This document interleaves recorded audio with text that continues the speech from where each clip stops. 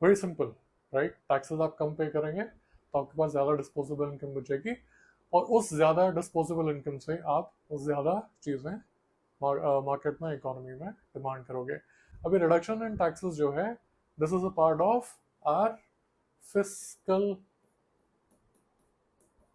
Policy. Fiscal policy में क्या आता है? फिस्कल पॉलिसी में दो चीज़ें आती हैं, टैक्स एंड गवर्नमेंट एक्सपेंडिचर, यानी कि कितना टैक्स गवर्नमेंट लगाती है और कितना गवर्नमेंट स्पेंड करती है। इन दोनों चीज़ों को चेंज करने से इकोनॉमी में काफ़ी चेंजेस आते हैं। अगर टैक्सेस कम होते हैं लोगों के पास, जैसे मैंने बताया, डिस्पोजेबल इनकम बढ़ जाती है और डिमांड बढ़ जाती है।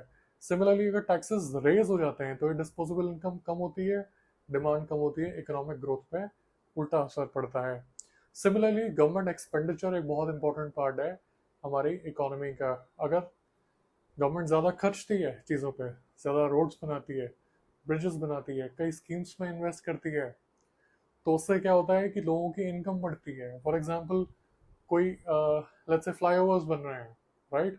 तो उन फ्लाईओवर्स में गवर्नमेंट सीमेंट खरीदेगी, राइट? गवर्नमेंट स्टील खरीदेगी, लोगों को एम्प्लॉय करेगी, लोगों को कॉन्ट्रैक्ट्स देगी, लोगों की इनकम बढ़ेगी, लोगों की इनकम बढ़ेगी, अगेन डिमांड जनरेट होगी। सो ये डिमांड जनरेट करने के दो एस्पेक्ट्स हैं, एक तो टैक्सेस आप कम कर दीजिए या गवर्नमेंट एक्सपेंडिचर बढ़ा दीजिए, ये दोनों आता है आपका फिस्कल पॉलिसी में।